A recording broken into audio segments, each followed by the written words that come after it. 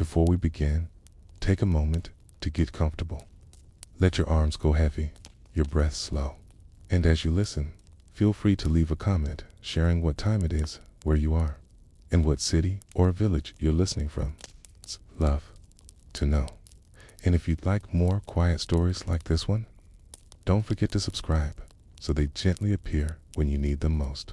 Now, let's begin. Close your eyes. Let your breath settle like dust on still air. There's no rush here. There's no ticking clock on the wall that you need to obey. Just stillness unfolding gently across the room. Calm. And inside that stillness, somewhere quiet behind your forehead, your mind is keeping its own kind of time. You've always been told that time moves forward. It's 1 second after another, like footsteps down a hallway that never loops back. You wake up, the clock ticks, the sun shifts, the day moves on. But inside your mind, time isn't how it works. Inside your mind, time isn't measured with numbers. Got you stitched together from moments each, one sewn in by memory, attention, emotion, and story. The ticking you hear on the wall doesn't match the ticking inside your head, because your brain doesn't keep time like a clock. It weaves it, it tells it, it imagines it. The outer world, the physical one, with atoms and stars and seasons, moves on without caring. But your brain doesn't experience that movement directly. Instead, it gathers pieces of your experience, little fragments of sensation, awareness, and memory, and arranges them into something that feels like time. When you feel a minute pass, you're not feeling the minute itself. It's feeling how many details your mind noticed, how many thoughts you held, how full or quiet your awareness was. That's why some hours feel like days, and some days vanish like mist. Time inside the mind is not a ruler. It's a rhythm, a mood, a thread. Imagine you're sitting on a park bench on a warm spring day. The sun is low. There's a soft breeze. You're thinking of nothing. Ping. When you look up, an hour has passed, but it felt like 5 minutes. Why? Because your brain didn't make many memory marks, didn't divide the hour into chunks. It just floated. Now imagine something very different. You're in a brand new city. You've never been here before. Everything is strange. Streets, the smells, the signs, every sound is unfamiliar. Every choice matters. So you're alert, awake, paying attention. That hour in the city, it feels long. It's almost endless. Not because more time passed, but because more experience happened. Your brain was busy carving grooves, writing new stories. This is the secret. Time feels long when your brain is busy making memories. Time feels short when it's not. And so, what you're really measuring isn't time, it's experience. That's why your childhood summers felt endless. You were learning constantly. Every bug on the sidewalk was new. Every hour held questions. Every day was a full page. As you get older, things repeat. You stop noticing the sidewalk. You drive the same route. You eat the same lunch. Your brain, always efficient, stops recording things it already knows. And the days shrink, not in size, but in feeling.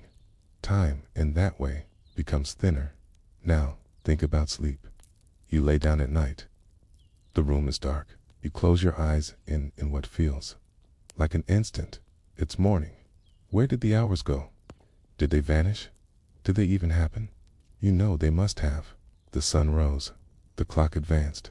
But your mind didn't record most of it because it didn't need to. You weren't watching. You were drifting. So sleep becomes another proof.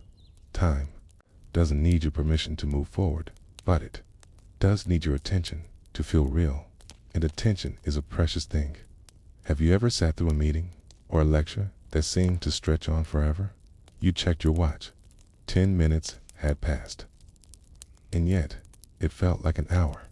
That's because your brain wasn't engaged. It was half there, half not. Time dragged because you kept looking at it, waiting for it to move. Ironically, trying to measure time too closely can make it feel slower. Just like watching a pot never makes it boil faster. Watching a clock never makes the minute pass. Now, let's go deeper. Inside your brain, time is not being counted by a single clock. Instead, your perception of time comes from multiple systems, memory systems, sensory systems, decision-making systems, working in harmony or in conflict. There's a region called the insula, which helps with body awareness and internal timing. Another, called the cerebellum, important for motor rhythms. And of course, the hippocampus, which stores memory and helps place events on a mental timeline. Together, these regions create your sense of duration, order, and flow. But none of them actually measure time. They don't hold a stopwatch. They interpret. They guess. They infer how much time has passed based on what else is happening. That's why time isn't just personal, it's deeply emotional. Think of a joyful memory, a birthday, a warm evening with someone you love, quiet moment that still lives in your heart. That memory glows, feels big. Maybe it only lasted 10 minutes, but your mind remembers it as rich and full. Now, think of a boring task you've repeated 100 times, Folding laundry, commuting, waiting in line. These things may take more time, but feel like they don't exist. They leave barely a mark in your mental calendar. So, when people say, make the most of your time, maybe what they mean is, fill your moments with attention, with novelty, with memory, because otherwise, they vanish. Even now, as you lie still, your mind is deciding whether this moment will be remembered, whether this gentle unfolding of words, this quiet reflection, will leave a footprint, and chances are it will. Because you're not just hearing, you're noticing, and noticing is the doorway to memory. There's something beautiful in knowing that your time is not just being spent, it's being written. Your life is not just a line of seconds, like beads on a chain. It's a story, and you are both the writer and the reader. Each moment is a sentence, each memory a paragraph, dot in time. Time is the binding that holds the pages together. It's the silence between chapters, the glue between thoughts. You are not a machine ticking forward. You are a tide, a breath, a flow. You are a collection of nows, stitched together by noticing. And tonight, this nows, this gentle, drifting nows, being sewn into your story. You won't remember every word. You don't need to. Just the feeling, the rhythm, the peace. So let go of the clock. Let go of the need to measure. Let this moment simply be. You are here. You are soft. You are safe. And the clock in your mind, it's quiet. It's quiet. A moment is not a second. It's a feeling. It's how long your mind pays attention. Time stretches when you notice and shrinks when you forget. Let's begin again. Not with the hands of a clock, but with something simpler. A breath. A blink.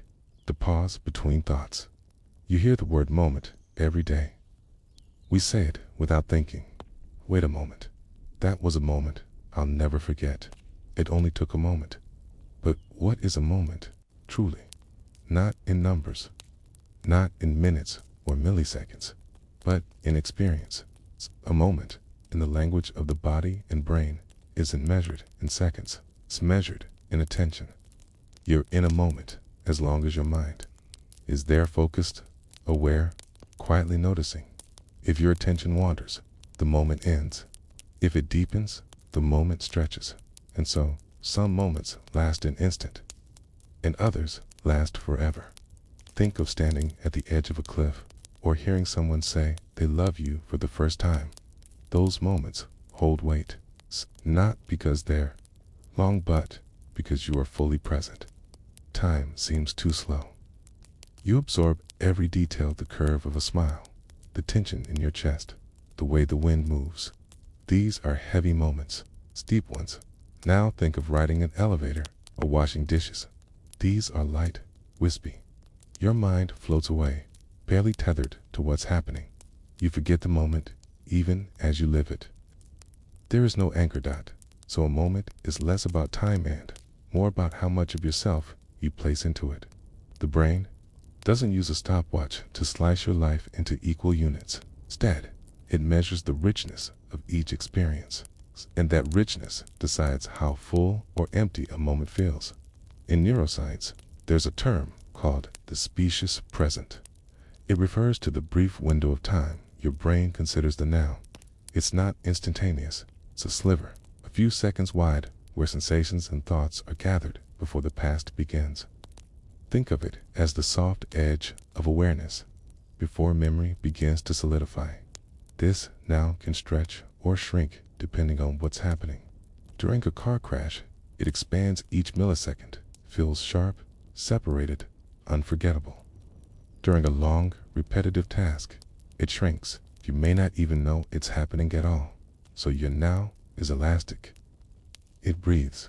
And because of that, moments don't stack up neatly like coins in a jar, okay? They ebb and flow. They blend, they vanish, okay? You may not remember the 10 minutes you spent checking emails yesterday, but you remember the moment you opened a letter from someone you missed. You may forget the entire walk to the store, but remember the flash of sunlight through the leaves at one exact corner. Why? 'Cause that's where your attention landed, okay? That's where the moment became real. There's something poetic in this, isn't there? The idea that your life isn't a constant stream, but a shimmering series of ripples. Some wide, some tiny, some still, some crashing, and you ride them all day, every day, even now. You're in a moment now, listening, reading, drifting just slightly inward. Maybe you're aware of the softness of your pillow, the temperature of the room, the rhythm of your breathing. Maybe you're half asleep, but something in you is still noticing.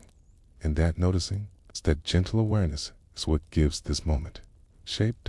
We often think of time as a river, steady, relentless, carrying us forward, whether we like it or not. But what if it's not a river at all?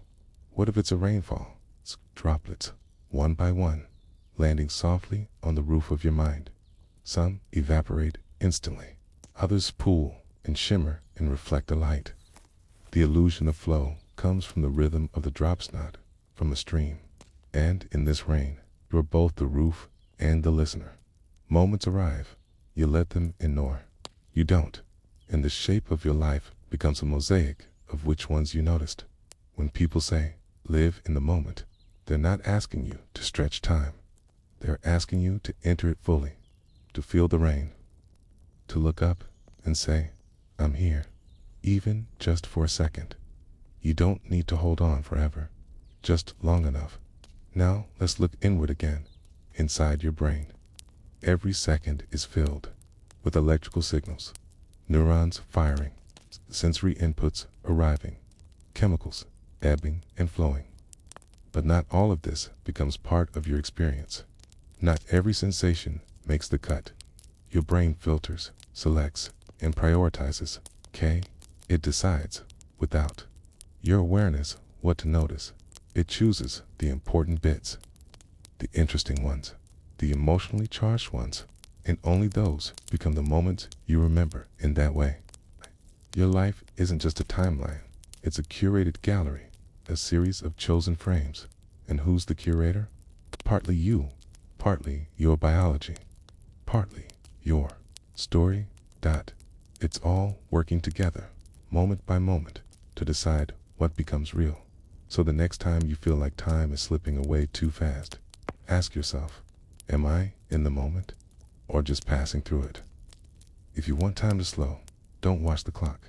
Watch the light, the sound, the feel of your own breath, the way your fingers rest. Anchor yourself, because that's the only place.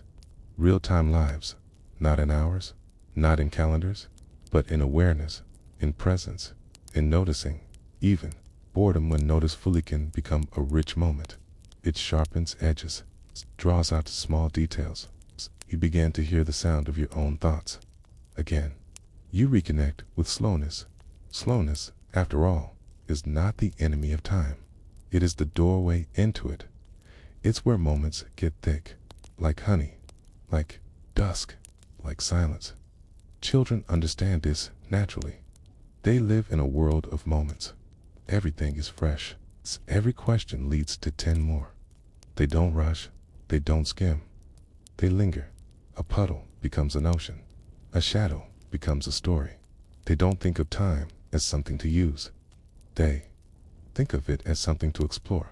And maybe, even now, even older, we can remember how to do that, because it's still inside us, that ability to step into a moment fully, to let it stretch, ripple, and echo. So as you listen now, whether with closed eyes or wandering thoughts, know this: you are inside a moment, and it is alive, not because of what's happening, but because you are here, noticing, feeling, letting the silence settle. There is no need to grasp it. Just let it be what it is: a shimmer, a breath, a single drop in the long, soft rain of your life. And that's enough. It's enough. Imagine waking up in a room with no windows, no clock, no calendar, no sound of birds, no echo of traffic, no clues at all. Now imagine that you can't remember yesterday, not even a glimpse. There are no names in your head, no faces in your mind, no stories. It's just this one moment and nothing behind it. Would you know what time is? Would you know what you are? Without memory, there is no passage, no before, no sequence, no drift. There is only this breath, this texture of light, this flicker of awareness, and then another moment, just as disconnected. Anew now, UNLINKED. Without memory, life becomes a series of unrelated flashes, like flipping through a photo album with all the pages ripped out, one image, then another, but no thread tying them together. So what if memory isn't just a recording of time, but the creator of it? What if memory is the brush that paints the illusion of motion of story onto what would otherwise be a series of still frames? It is a quiet sculptor, memory. It works not with clay or stone, but with meaning. Each moment you live is like a breath in the cold air, fleeting, but memory captures the condensation, the trace, the echo, and shapes it into something you can carry. Without this shaping, you would still exist, but you wouldn't know where you've been. You wouldn't know who you are. You wouldn't know what came before. So memory does something extraordinary. It takes the chaos of moments and weaves them into narrative. Not a perfect one, not always a truthful one, but a story you can live inside. Let's take a step deeper into this. Your memory isn't a camera. It doesn't record your life like film. Instead, it selects, compresses, edits, highlights. Each memory you carry is more like a painting than a photograph, more like a poem than a report. You remember the feeling of the air at sunset, not the temperature. You remember the look in someone's eyes, not the exact words they said. You remember your childhood home as warm or cold or quiet or loud, but not the details of the wallpaper.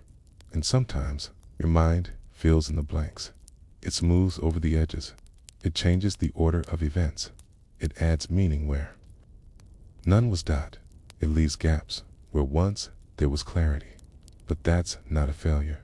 It's the brain doing what it's best at: making sense of the world, even if the data is incomplete.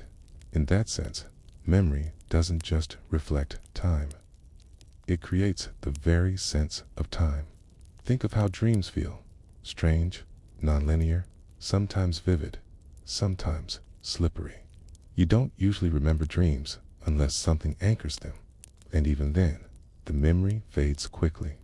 Why? Because they're often unlinked from your waking narrative. They exist without the scaffolding of time. No before, no after, just surreal flashes, isolated islands in the mind. Now, think about real memories, the ones that linger. They don't just stick because they were, dramatic or emotional. They stick because they were integrated into your story. They were placed on the timeline, given a position, a role, a meaning. And once something has meaning, your brain knows to keep it. So the more you reflect on a moment, the more likely it is to remain. This is why journaling, storytelling, and even talking to yourself can help solidify memory. You're reinforcing the narrative of your life. You're sculpting time. Let's pause for a moment and consider this. You are not just a collection of cells, not just a walking organism. You are a timeline wrapped in skin, a narrative carried in neurons, a story shaped by memory. The you that wakes up each morning is built from yesterday's echoes. Even your sense of self, your identity, is woven from memory. Without it, there's no continuity. You might remember what you like, what you fear, what you want, but only because those memories persist. Without them, your desires would be like a stranger's, fleeting, rootless. There's a neurological condition called anterograde amnesia, where the brain loses the ability to form new memories after a certain point. People with this condition can remember their past, but not what happened 5 minutes ago. They live in a kind of eternal present. And while they can laugh, cry, eat, speak, what they lack is a sense of flowing time. To them, the world resets again and again. It is a poignant reminder of how essential memory is, not just for remembering, but for experiencing time. Now, let's return to you, to this moment, to the stillness you're sitting in, to the soft hum of whatever surrounds you. This moment will pass, but how deeply you notice it will decide whether it becomes a memory. And if it becomes a memory, it becomes part of your time. Time that is sculpted not by clocks, by care, by presence, by attention. Even the most ordinary moments can become sacred if remembered. A sip of tea on a cold morning, the way your pet looked at you before falling asleep, a quiet laugh you shared with someone you love. These are not loud, they are not long, but they are full, and they are yours. So if you want to make time feel richer, remember more. And to remember more, notice more. That's the only secret the sculptor cannot work without. Clay, and your attention is the clay. Now consider this. When you recall a memory, your brain doesn't pull a file from storage. It rebuilds the memory in each time, okay, from scratch. Every act of remembering is also an act of reimagining. And with each reimagining, memory changes just a little. This is why memories can fade, or sharpen, or morph. It's not betrayal. It's just the sculptor reshaping the clay again. Memory is alive. It breathes. And because it breathes, your past is not fixed. It is soft, malleable. A garden that can be tended or left to grow wild. You can revisit memories, prune them, reframe them.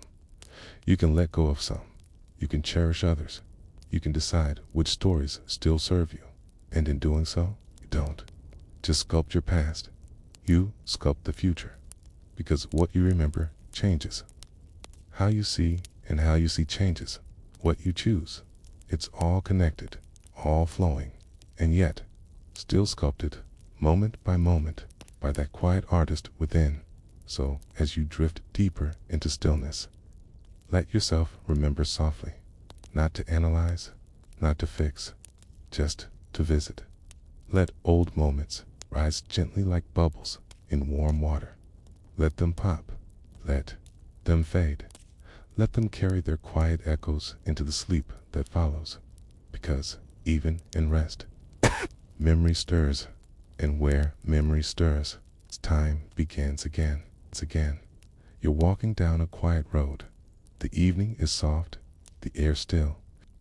There's a rhythm to your footsteps, a gentle awareness of the breeze brushing your skin, the sound of your shoes meeting the earth. Then something happens, a shadow where there wasn't one before, a sudden noise, a flicker of movement that doesn't match the silence. In that instant, before anything has even touched, your world slows. The seconds elongate. Your breath stretches, halts, thickens. The sound of your heart becomes louder, like a drum echoing inside your chest. Your mind splits open, suddenly flooded with details. The rustle of a branch, the angle of a nearby streetlight, the shape of the ground beneath your feet. Everything becomes more more vivid, more clear, more intense. You are still in the same moment, the same body, the same place, but time no longer feels like it did a moment ago. It feels stretched, like someone reached into the fabric of now and pulled. This is not magic. This is your brain doing what it was built to do. This is survival time. Let's go deeper. Fear is not just a feeling.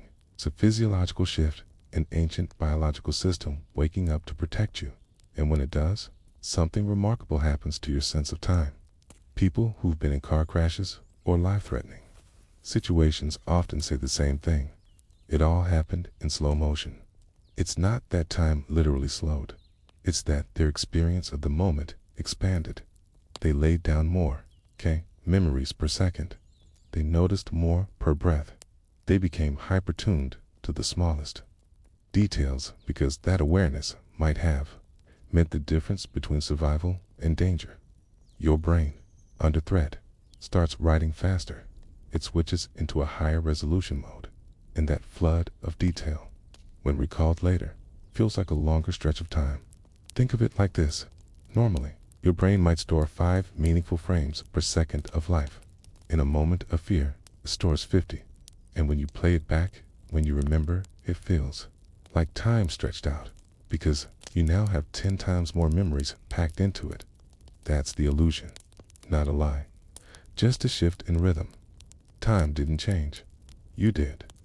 There's a part of your brain called the amygdala. It's almond-shaped, deep inside the temporal lobe, and it is your early warning system. When something feels off, even before you consciously understand why, the amygdala fires. It activates your nervous system. It sends chemical messengers racing through your bloodstream. It says, pay attention now. Everything matters. That surge of attention is what causes time to feel heavy, long, stretched. It's as if your mind is saying, let's record everything because we might need to make sense of this later.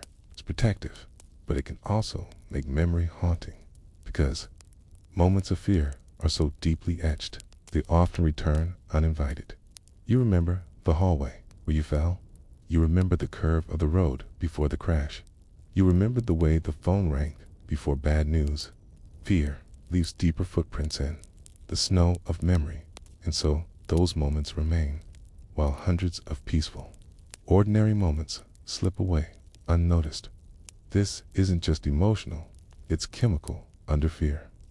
Your brain releases stress hormones like cortisol and adrenaline. They heighten awareness. They sharpen your focus, but they also change the way memories are stored. The hippocampus, the brain's memory center, works closely with the amygdala together. They encode the fear experience more tightly, more vividly. That's why, even years later, you can recall the tiniest fragments from a frightening day. Yet, forget what you ate last Tuesday. But not all fear is life-threatening. Sometimes, fear is quieter, a social anxiety, a creeping dread, a worry about tomorrow. And even these softer fears can stretch time, waiting for results. Sitting in a waiting room, watching the phone screen, these moments linger. Cause your mind is paying close attention, scanning, hoping, bracing.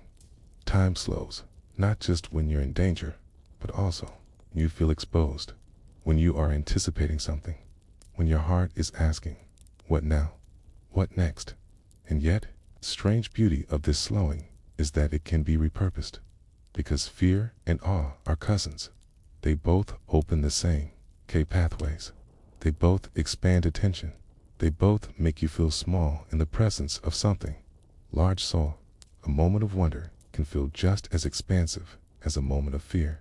Standing at the edge of the Grand Canyon, watching the northern lights dance, hearing your newborn cry for the first time. These moments stretch time too, not through terror, but through presence. And what your brain does with fear, it can also do with reverence. It can write more, remember more, etch more deeply into the mind. Let's take another angle. Think about your earliest childhood memories. How many of them are attached to fear? The first time you got lost in a crowd. The first time you saw someone cry and didn't understand why. The moment you realized someone you love could leave. These are the moments your brain remembers because it was trying to protect you. Even then, even as a child. And so, fear became a sculptor of time. But it's important to remember this. Fear expands time not just to hurt, but to help. It gives you a chance to escape, to choose, to understand. It gives your mind room to process what matters most. Even if that moment is hard, even if you don't understand it yet, there's a strange comfort in this, that your mind, fear, is not betraying you. It is cradling you. It is taking care. It is trying to keep you alive, aware, and safe. And later, when the danger is gone, gives you the gift of reflection. Because those slowed moments, once feared, often become the moments we grow from most. They are the pages we reread, the forks in the path, the memory-rich crossroads of our personal history. And now, as you listen, as you rest, perhaps a memory is surfacing. A moment when time slowed for you. You don't need to analyze it. Just let it rise. Let it exist. Acknowledge it like a guest at your door. Then let it drift again like a leaf on water. Because not all memories are here to stay. Some just want to be witnessed.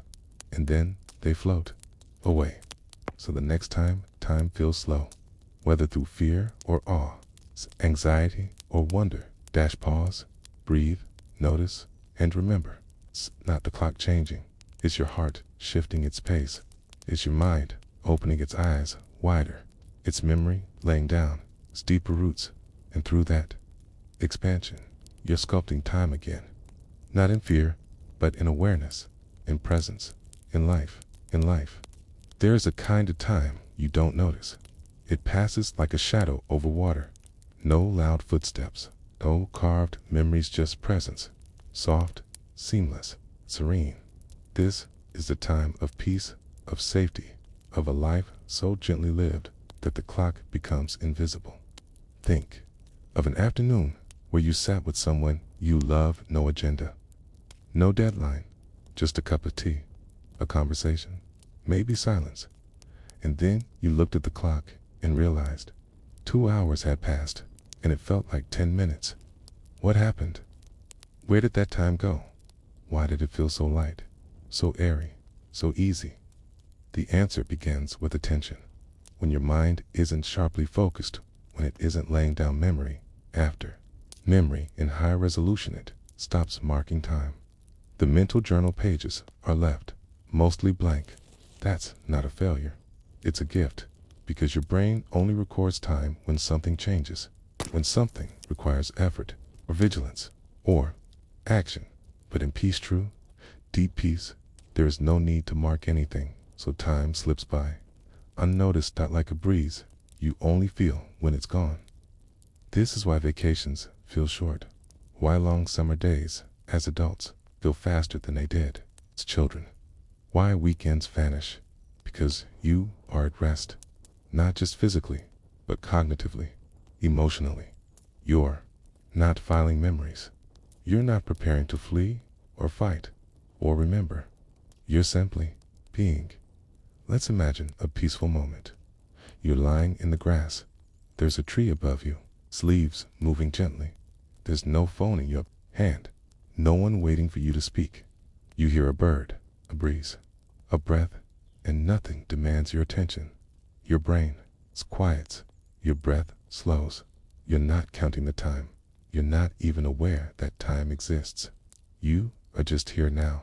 This kind of timelessness, this feeling that time is both still and slipping, is a sign that you are safe, that your nervous system is at rest, that the ancient watchtowers inside your body have lowered their flags.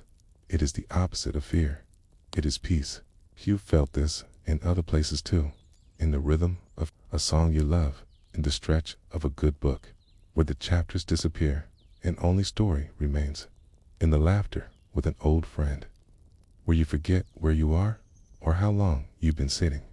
Flow states, psychologists call them, but you don't need to name them. You know them when they arrive, and you miss them when they're gone. What's strange is this: though these moments feel short, they're often our most cherished. They are the times we wish we could return to, but memory does not grip them tightly. There are no sharp edges, no distinct timestamps, so they become soft recollections, warm glows in the background. They are the music of our lives, even if we can't remember the lyrics. This is the paradox. Peace makes time fly, and yet we crave that peace more than almost anything. It's not that we want life to feel short.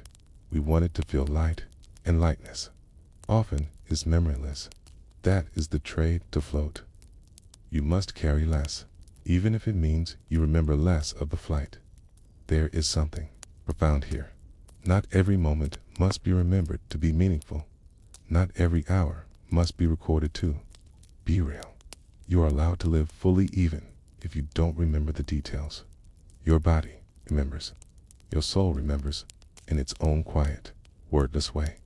So let go of the fear that you must capture every second. Sometimes the best moments are the ones that leave no trace, only peace. Let's pause. Let's think about time in the absence of clocks. Imagine a life where days are not measured by numbers, but by moods, by light, by the movement of shadows on the floor, by the cooling of tea, by the soft closing of a book's final page. Would that life feel slower, but you remember more, or need to remember less? Because in such a life, peace becomes the calendar, and rest becomes the record. Children experience this more than we do. Before schedules, before alarms, they drift through time, anchored only by instinct. They play until they're tired. They eat when they're hungry. They wake when the world stirs them. And in that timelessness, they flourish. They laugh. They wonder. They sleep. Time is not their ruler. It is their companion. You can return to that. Sometimes, in the quiet hours, in the spaces where nothing is demanded of you, you can make peace with time by forgetting it, even for just a little, while by watching a candle burn, or listening to rain fall on a window pane, or following your breath in and out like waves. And here is another truth. Time flies fastest in love. Not just romantic love, but any love. A parent with a sleeping child on their chest. A grandparent listening to a grandchild's story. A friend walking beside another with nowhere to be. These moments dissolve the clock, because love does not live in seconds. It lives in presence. It is not measured by the length of a moment, but by its depth.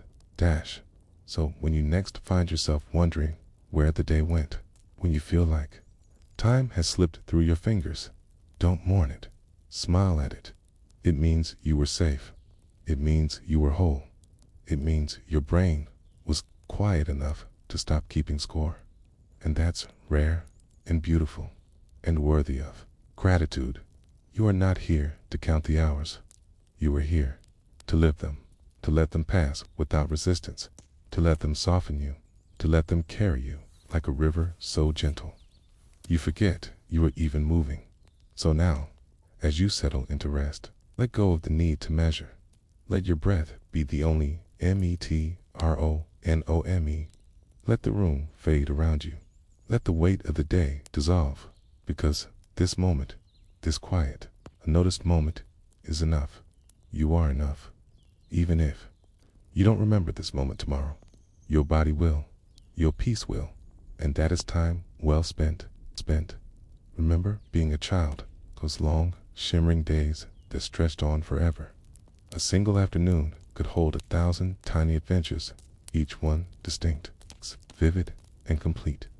Time, back then, felt like an open meadow, not a hallway.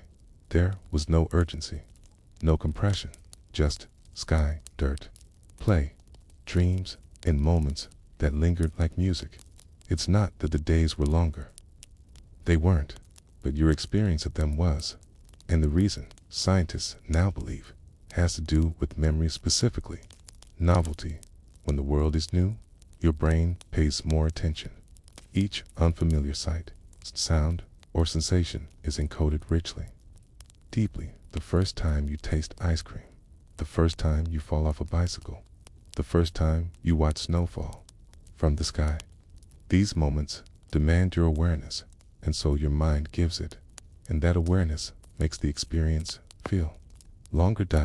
Not because time slows, but because you are present, and presence stretches perception. As adults, most days are filled with the familiar. You drive the same roads, you speak the same phrases, you cook the same food, you brush your teeth with the same hand, in the same motion, staring into the same mirror. There's nothing wrong with routine. It brings safety, efficiency, order, but it also brings compression. Your brain, finely tuned to ignore the predictable, doesn't encode these moments as richly. And so, when you look back on your day, there are fewer memory marks, fewer cues to say, I was here. And the day feels short, the week feels gone, the month disappears. But in childhood, even boredom had texture. You remember lying on the carpet, staring at the ceiling, waiting for dinner. You remember the smell of pencil, shavings in school, the creak of a swing. It's the heat of a sun-warmed brick wall. You didn't need productivity. You had presence, and presence made everything glow. This is why summers felt eternal. Each one had its own personality, its own soundtrack, its own scent. You weren't rushing. You weren't planning. You were just alive, moment by moment, collecting experiences like fireflies in a jar. There's another reason time feels longer in childhood. Your brain is still mapping reality. Each street, each relationship, each social rule is being written into the operating system. You're not just walking to school. You're learning how sidewalks feel. You're not just visiting grandma, you're learning what family means. All of this cognitive labor creates detailed, sticky memories. The more neural pathways engaged, the longer time feels in hindsight. Now, think of the last 5 years of your adult life. How many distinct memories can you recall? A few highlights, some lows, but entire months may vanish because nothing stood out. Nothing broke the rhythm. Nothing screamed, pay attention, this is new. So time passed, quickly and quietly, unnoticed. But it's not just about novelty, it's also about perspective. When you are 5 years old, a year is 20% of your life. That's enormous. When you're 50, a year is 2%. Your brain weighs it differently. A summer in childhood feels vast, not just because it's rich, but because it occupies a greater proportion of your total experience. This psychological scaling contributes to the illusion of shrinking time. And yet, it's not hopeless. You can stretch time again, not to childhood proportions, but enough to make life feel fuller. How? By courting novelty, by waking up your senses, by doing something you haven't done before. You don't need to travel far. You just need to notice. More. Walk a new street, try a new dish, read a kind of book you've never opened, look at the sky, and name the clouds. These small acts reawaken your inner child, and your inner child notices everything. Memory doesn't just record, creates time. When you create more memories, create more perceived time. So, if you want life to feel longer, richer, more vivid, live in ways that give your mind something to hold. Be curious, be astonished, be silly, be awkward. That's the currency of memory. Children also feel more joy, sadness, anger, wonder. Their emotional range is intense, which means their memories are emotionally anchored. As adults, we often numb or regulate emotion for stability. But this regulation also reduces the contrast in our memories. If every day feels emotionally flat, memory has fewer spikes to hold on to. So find safe ways to feel again. Let beauty move you. Let stories touch you. Let music open you. These moments linger longer because they matter. Let's not forget time dilation through play. Children don't play with clocks. They lose themselves in games, okay? In imagination, in the now. They aren't asking how long will this take? They're asking, what can I become? In play, time folds. You can spend hours in a cardboard box spaceship and feel like you've traveled to Mars and back. That power isn't lost. It's just buried under the seriousness of adulthood. Dig it up, even for 10 minutes a day. Paint badly, sing badly, build something useless. It may not be practical, but it will be memorable. And memories build the feeling of time. There's one more thread to pull. As a child, you belong to time. You are inside it. You trust it. You don't resist it. You are carried. But adults resist time. We fight aging. We fight endings. We fight the clock. And resistance tightens time. It makes it tense rather than tender. It makes it scarce rather than spacious. So if you can shift your relationship with time from adversary to companion, you may find that it slows down again, not because you command it, but because you stop running from it. So tonight, remember this. Time isn't smaller now, but your gaze is narrower. Widen it. Breathe. It returned to wonder. You are not too old to be surprised. You are not too late to stretch a day. You are not too far from joy to feel endless again. You can't go back to childhood, but you can return to its way of seeing, of smelling the rain, of noticing the moon, of crying at movies, and laughing at nothing. Time will still move forward, but it will move with you, not past you, and that too is magic. Magic. Close your eyes and try to remember your last birthday. What do you see? Perhaps a flicker of candlelight, the sound of a friend's voice, a cake, a room, a feeling. But do you recall every minute, every second? Of course not. And yet, your brain weaves what it does recall into a neat little story, a personal chapter. Time, for the brain, isn't a perfect reel of film, it's a scrapbook, a soft, irregular collage of highlights, feelings, impressions. Because your brain does not track time like a machine. It tells time through memory, okay? And memory through story. Neuroscientists call this your narrative self. It's the part of you that builds an identity out of experience. Every event you live through becomes a scene, a moment, line of dialogue, and like any good storyteller, your brain edits. It trims the dull parts. It reshapes awkward moments. It fills in forgotten details. And in this quiet editorial process, the clean, linear passage of time becomes something else entirely, a story you believe. This is why two people can experience the same moment, but remember it so differently. Because they're writing different stories. One might focus on the joy, another on the discomfort. One might edit out the tension, another might highlight it. There is no single truth of time, only the version your memory preserves. And memory, as it turns out, is not a library. It's a stage, with props, lighting, and a changing script. Think of your first day of school. You may remember the classroom, the face of a teacher, the smell of crayons. But your brain likely doesn't recall the entire day. It remembers emotionally charged moments, a moment of nervousness, a kind word. Surprised that these moments act like bookmarks in your mental story. And in between them, the mind fills in the blanks. Often unconsciously, it builds bridges between events. It assumes continuity. Even if the actual minutes are lost, the story remains. There's beauty in this imperfection, because stories are how we make meaning. You don't just say, I was alive for 32 years. You say, I became a writer, or I survived, or I learned to love again.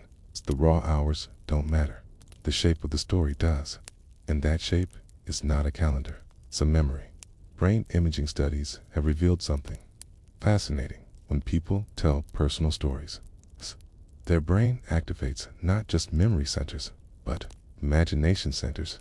To remember is to recreate, to re-experience, to re-weave. Your brain doesn't pull a file from a cabinet. It builds a moment anew, using fragments, impressions, and feelings. Every time you recall an event, you change it, subtly. The more often you remember something, the more it morphs.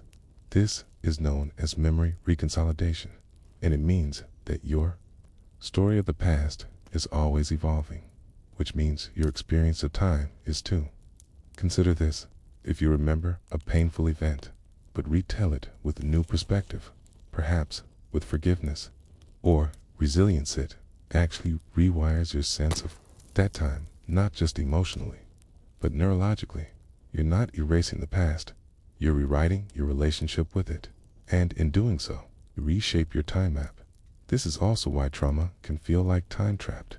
When something painful happens, and you cannot make sense of it, cannot integrate it into your story, stays sharp, jagged, and unresolved.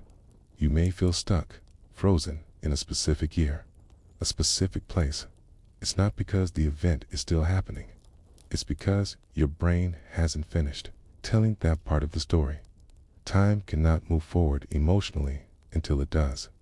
This is why therapy often focuses on narrative repair, helping people reclaim authorship over their own timelines, not by changing what happened, but by changing, how they relate to what happened. But it's not just trauma that shapes time. Even daily memory making is a kind of soft storytelling. You go through a normal day, and at the end, you might describe it to a friend. It was hectic. I forgot my umbrella, but I found a cozy coffee shop. Already, your brain is arranging the day into scenes with pacing, emotion, color. That narrative gives the day shape and gives you a sense of having lived. Even though the raw hours may be a blur, there's a subtle magic in this process, because it means you are not trapped by time. You are co-creating it. Your life is not just a string of hours, it's a canvas of stories, and the brush is in your hand. This is why journaling feels therapeutic. It's not just about recording what happened. It's about narrating what happened, bringing order to the emotional chaos of days, framing moments, highlighting what matters, letting go of what doesn't. Even small entries. Today, I felt proud, or today was heavy, can change how the brain stores the experience. Over time, those little stories form a bigger story, and that story becomes your sense of life, self. Let's go even deeper. In many spiritual traditions, the present moment is seen as all that exists. The past is memory. The future is imagination. So what, then, is time? Is it the ticking of a second hand? Or is it the awareness of becoming? Perhaps time is not outside of you. Perhaps it's within, woven from what you notice, what you carry, what you learn to release, and what you choose to remember. There is a tender truth here. If your brain is a storyteller, then you can shape your own emotional timeline. You can soften old memories by pairing them with passion. You can reframe failures as learning. You can slow down moments by fully inhabiting them. And when you do, time shifts, not on the clock, but in your heart. So tonight, as you drift, let your story rest. Let your memories settle into place. You don't have to get them perfect. You don't have to narrate every page. Just know that your life is a tale worth telling, and you are both the author and the witness. Time may not be a river, but it is a rhythm, and tonight, that rhythm is slow, soft, and entirely your own. You tell yourself that you are in the present, that this moment, this breath, this thought, this heart, beats the now. But your brain, remarkable as it is, doesn't quite live in real time. It lives in reflected time, like a lighthouse echo on a dark sea. What you call now has already passed by the time your senses gather, transmit, interpret, and assemble reality. Some tiny sliver of it is already behind you, a moment old, ripple, not the drop. And yet, You feel as though you are here, inside the moment itself. It's one of the brain's most convincing tricks, the illusion of a perfectly present self. But beneath it, delay, reconstruction, prediction. Let's begin with how you see light. Enters your eyes and strikes your retina. Cells convert those signals into electrical impulses. They race down the optic nerve to the brain. There, they are processed touches, sharpened, colors corrected, shapes recognized, motion inferred. All of this takes time, roughly 80 milliseconds, just a fraction of a second. But in that gap, the world has already changed. Yet, you don't notice. Why? Because your brain doesn't just show you what it just saw. It guesses what's still happening. It projects forward, anticipating motion, context, and continuity. What you experience as the present is a smooth overlay of memory and prediction. Your now is a best guess. This is true for sound. 2. You hear a voice. Vibrations reach your ears. Hair-like cells in your cochlea convert them into signals. Your brain interprets tone, words, direction. Milliseconds pass, but your brain stitches it all together so seamlessly you don't sense the delay. Again. It builds a coherent illusion. Not real time, real enough time. And that's how you live. Not inside each passing moment, but riding just behind it on a riverbank, watching the flow. Even your sense of touch carries delay. Imagine touching something. Warm. Heat activates receptors in your skin. Signals travel up nerves to your spine, then to your brain. There, they are interpreted as warmth. More time passes, but still, your brain assures you this is now, because it bundles sensation into a synchronized present. It waits for enough information to form a whole picture, then presents it to you as this moment. The truth? You're always a little late, but your mind is kind. It hides the lag behind smooth continuity. This delay isn't a flaw, it's a feature. By waiting a moment before delivering now, your brain gathers enough context to understand what just happened. If it responded instantly to every sensation, every light, sound, breeze, it would be chaos, noise. Instead, your mind delays and distills. It chooses coherence over accuracy, narrative over noise. That's why you don't just see the world. You experience it. And experience, as you know, is never raw. It's always arranged. Consider this. When you watch a movie, each frame is a still image, but your brain doesn't see stills. It sees motion. It adds the movement between frames. It creates continuity where there is none. That same process is happening right now, except instead of frames of film, you have neural data points. Your mind knits them into a seamless flow. Even when the inputs are broken, fragmented, or delayed, your experience remains whole. Because your mind is not just a receiver, it's a weaver. Scientists call this the species present. It's the brief window, about 2 to 3 seconds, within which your mind integrates experience. It is, neurologically, your sense of now. Inside that window, events can be ordered, compared, understood. Outside it, they begin to feel like before or after. This species present is flexible. In danger, it might contract. In awe, it might stretch. But it is always an illusion. A stitched together gift from a brain that prefers stories to chaos. Here's a curious thing. You never actually feel the present. You feel the interpretation of it. What seems immediate is actually layered, built from light delayed, sound delayed, thought delayed, and still feels intimate. This illusion is so immersive, so perfect, that you live inside it without question. You don't see the stitching, you only see the quilt. And what a soft quilt it is. The warmth of your surroundings, the gentle rustle of your breath, the slow blink of your eyelids.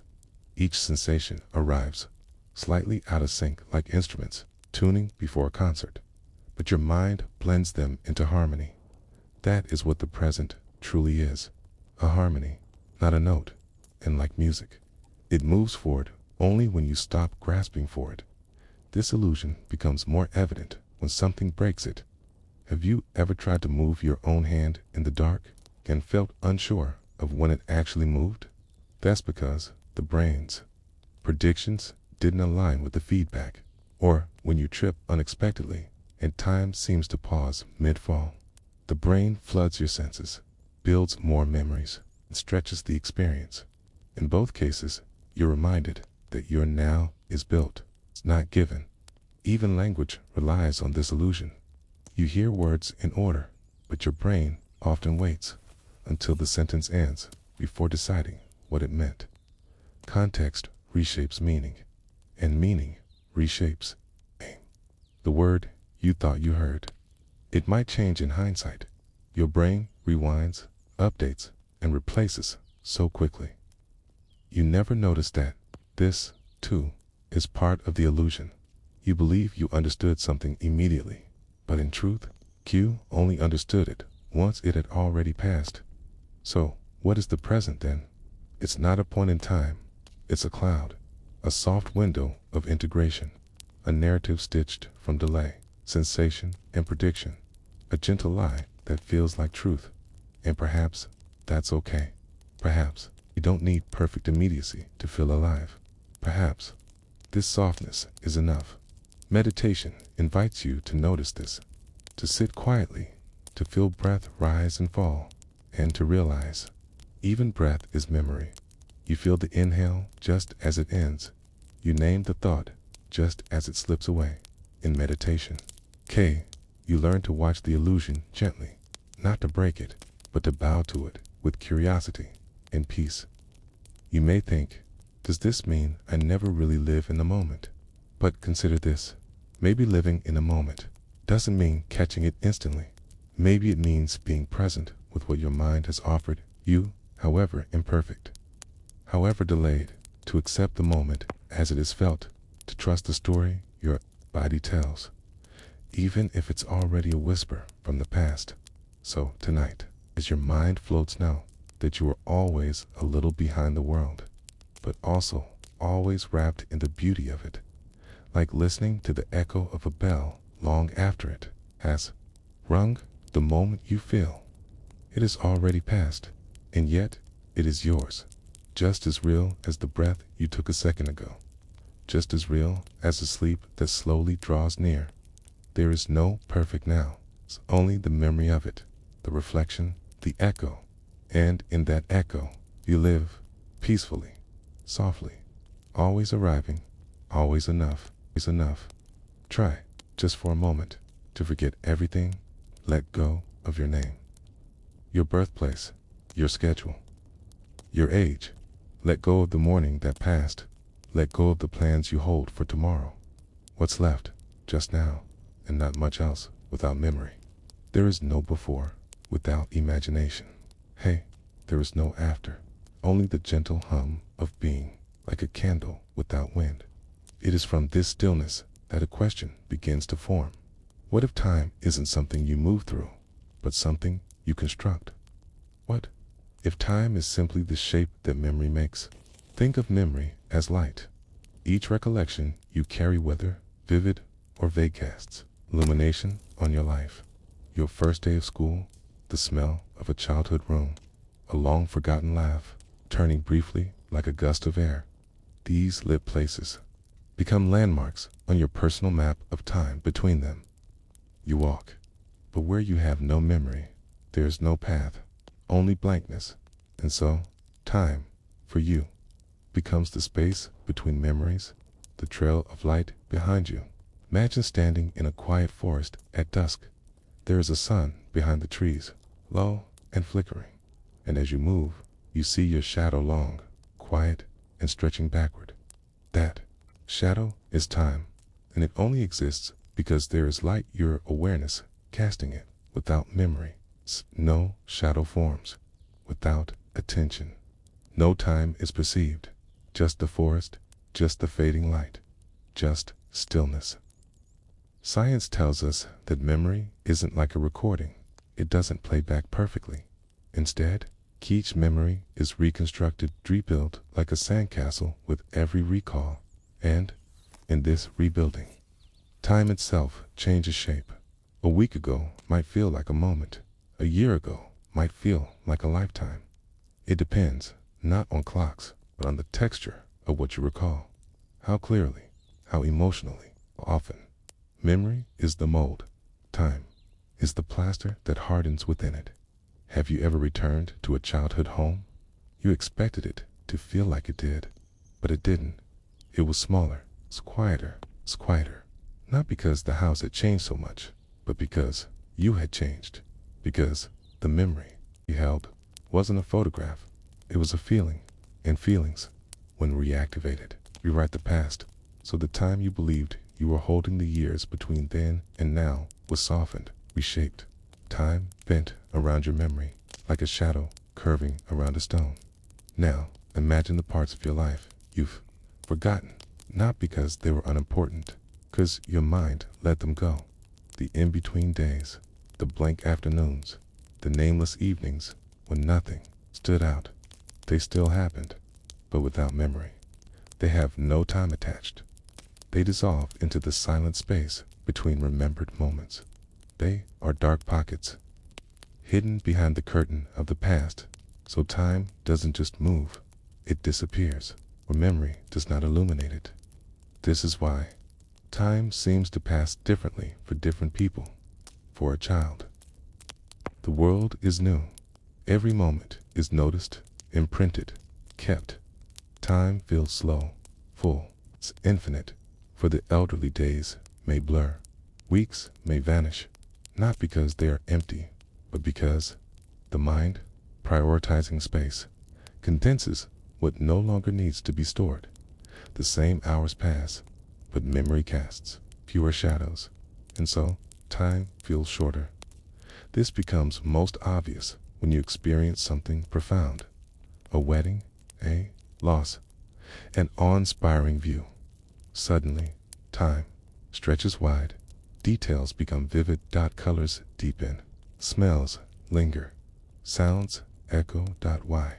Because the brain encodes more data, lays down more memory, and when you look back, that day seems enormous. It wasn't longer than others, but it became longer in memory. It cast a bigger shadow, and that's the shadow we call time. There are parts of your life you remember often, and there are others you haven't visited in years. Think of those memories as candles. The more often you light one, the more it flickers in your timeline, the more light it casts, and thus the more it shapes your perception of how long ago it was. A moment relived often may feel recent, regardless of when it occurred. A moment left untouched may feel ancient, even if it was just last year. In this way, time bends to memory's preference. Now, imagine this. You remember nothing. Not your name. Not your past. Okay? Not even the words you're reading now. Would you still feel time? Or would you simply exist like an island in fog? If memory is erased, time becomes shallow, a still pond without ripples. That's why, in states of deep amnesia or dementia, people often lose not just knowledge, but orientation and time. They are adrift because memory is the compass, and without it, there is no map to walk, no trail of footprints to follow, no shadow of where they have been. Some scientists believe that memory itself is what constructs our sense of the past and, by extension, our sense of self. You are not just made of skin and bone and thought. You are made of remembered time. You are a collection of moments your brain chose to keep. And so, your entire identity, your history, your habits, your hopes is a shadow of memory. If memory changes, so do you. And the timeline shifts with it.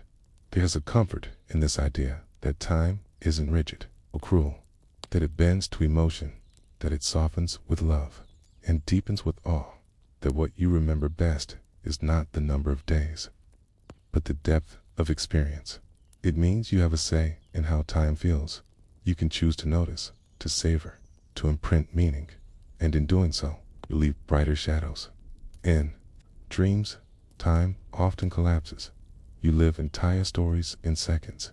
You cross continents, revisit childhood, meet the future, and it all feels real. Why? Because dreams bypass the clock. They work directly with memory. They rearrange the library of the mind. And so, in dreams, you can live 1,000 years, all cast in the shadow of what you once knew. Think of the present moment. You're here, reading this, but the meaning of this moment, what it becomes in your timeline, depends on whether you'll remember it. If it lodges in your memory, it joins the constellation of time in your mind. If it doesn't, it fades into the dark space between stars.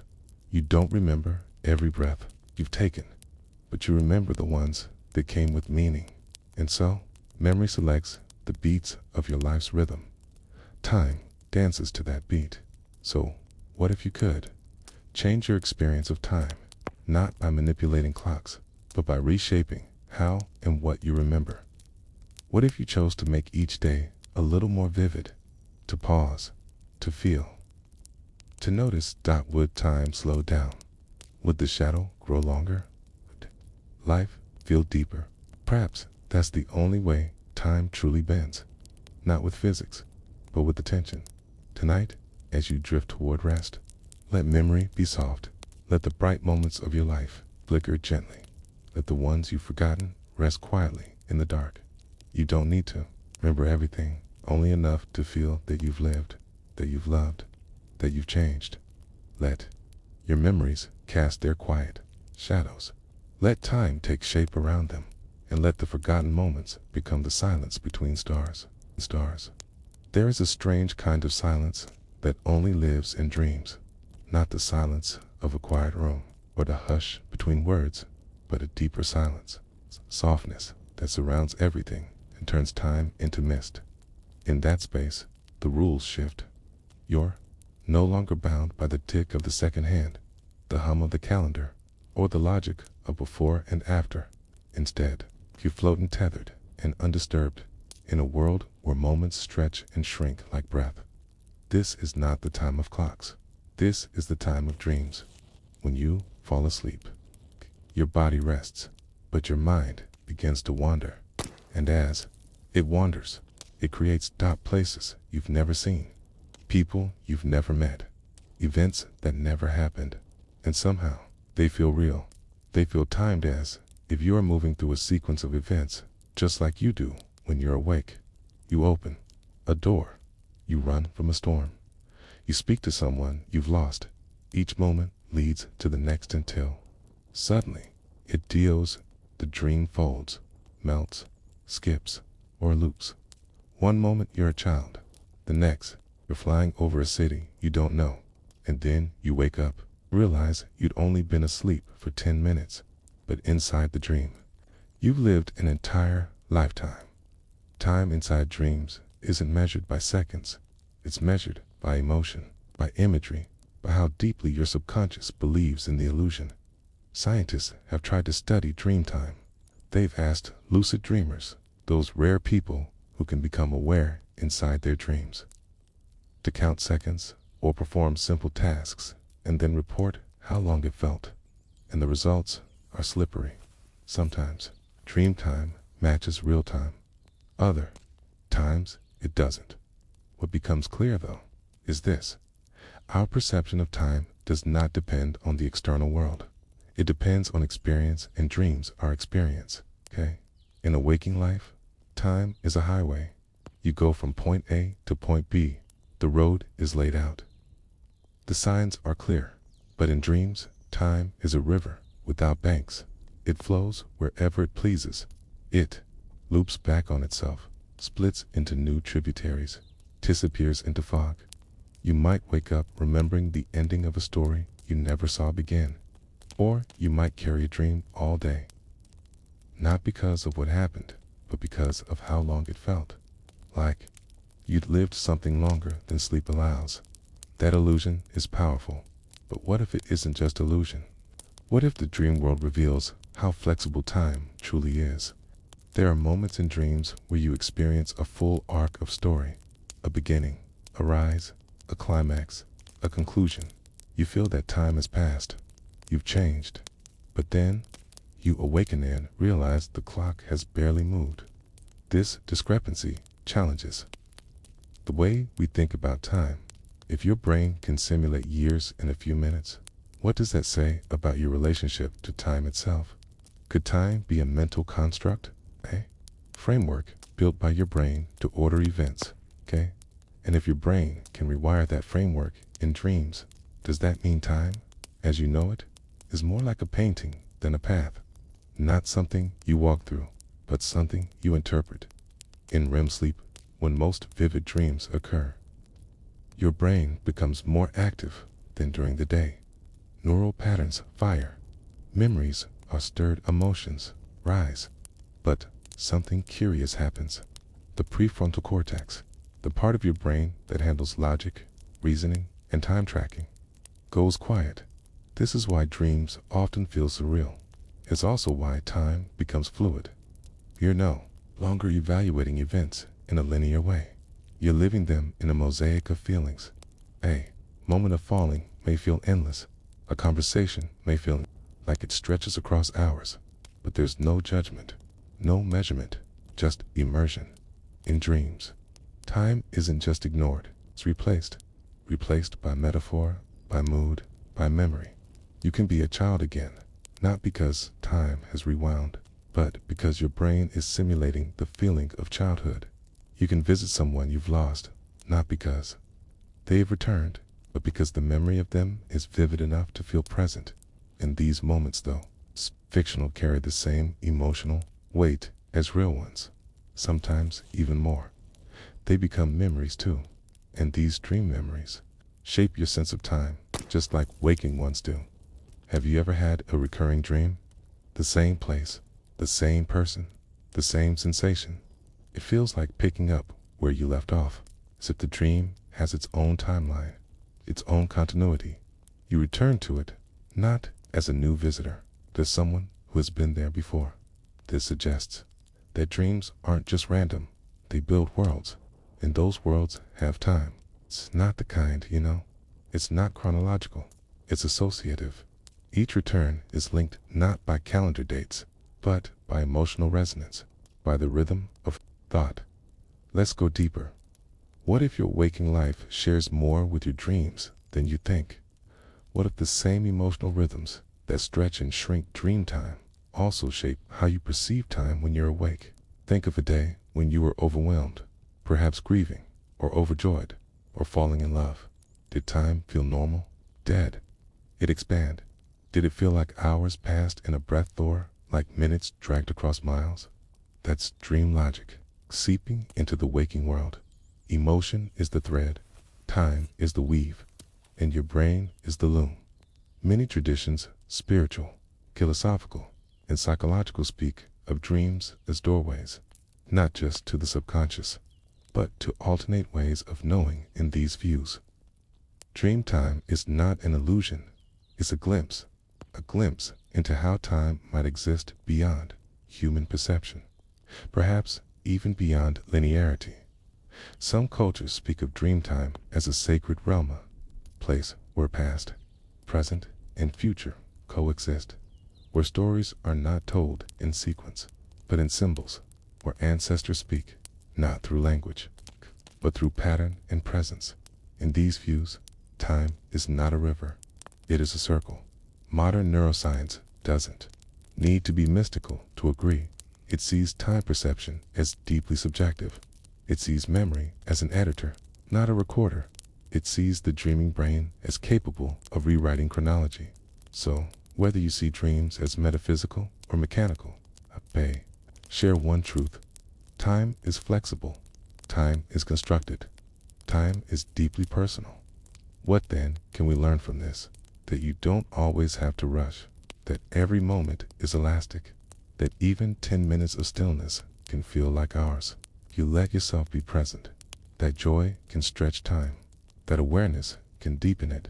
That even the smallest pause in your day, if noticed, can become a memory and thus become a moment in your life's timeline. So tonight, when you dream, let go of time. Let the river become mist. Let seconds melt into images. Let the clock fall silent. There is no schedule here. No, it's deadline. Only floating. Only shifting.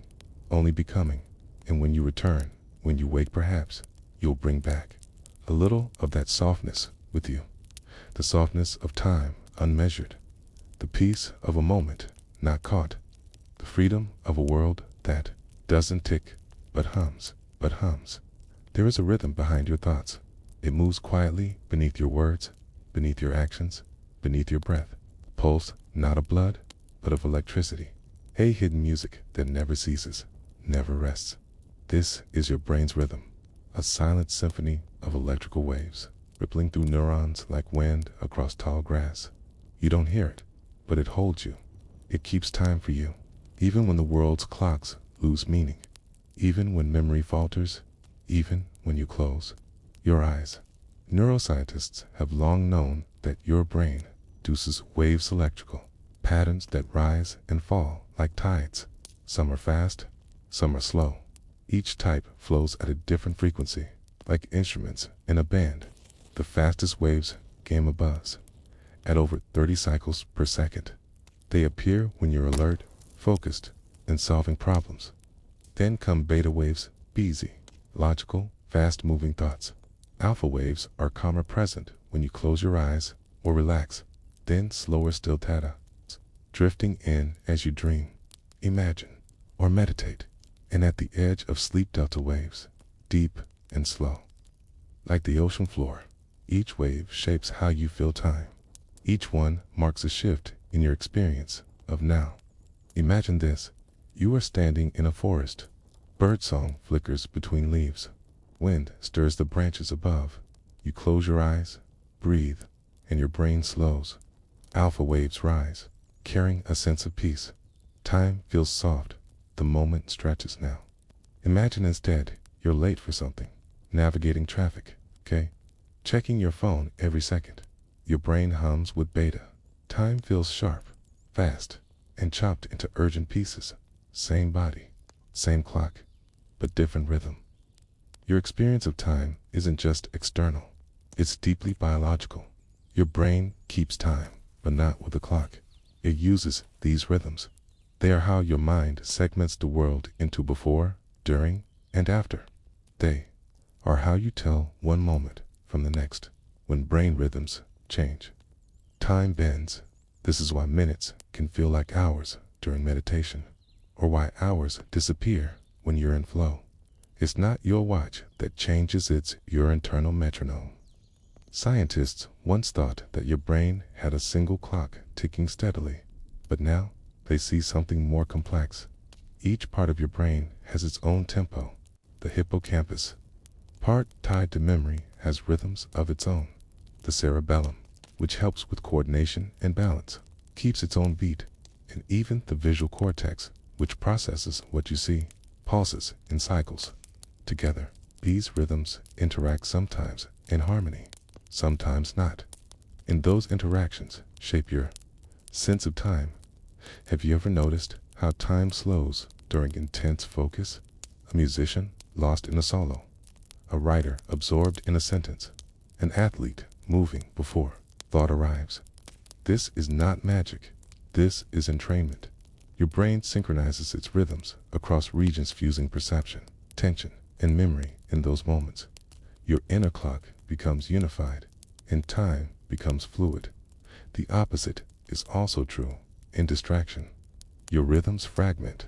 One part of your brain races ahead, another lags behind. Thoughts become scattered, and time feels jittery, disjointed.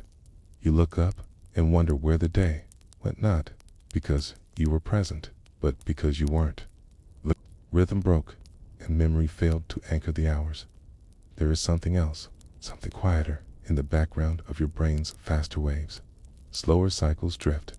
These are called ultradian rhythms. Shorter than brain waves, shorter than circadian cycles. They span 90 to 120 minutes and govern your attention, energy, and focus. They rise and fall throughout the day like invisible tides. When you ignore them, when you push past fatigue, force productivity, you break alignment, and time becomes brittle. But when you ride these waves, rest when they dip, create when they rise, your sense of time smooths, hours unfold like fabric. Now, go even deeper.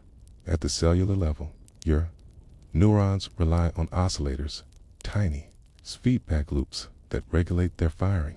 These microscopic cycles influence how long you hold a thought, how long it takes to form a memory, how many milliseconds pass between perception and decision. It's all rhythm. It always has been. Your thoughts are music made of matter. There is something beautifully humble in this, that even your boldest insights, your grandest plans, your deepest reflections depend on a biological beat. You are not separate from time. You are made of it, woven into its pulse, brought to being by the rising and falling of waves. And this, perhaps, is the most profound idea. If your experience of time can shift based on your internal rhythm, then your life is not ruled by the ticking of a clock, but by your relationship to awareness. You are not merely passing through time. You are participating in it, creating it, shaping it with attention. Think of sleep. When you drift off, your brain doesn't shut down. It enters rhythms more ancient, more primal. Slow wave sleep, rapid eye movement. Each stage marked by specific brain waves.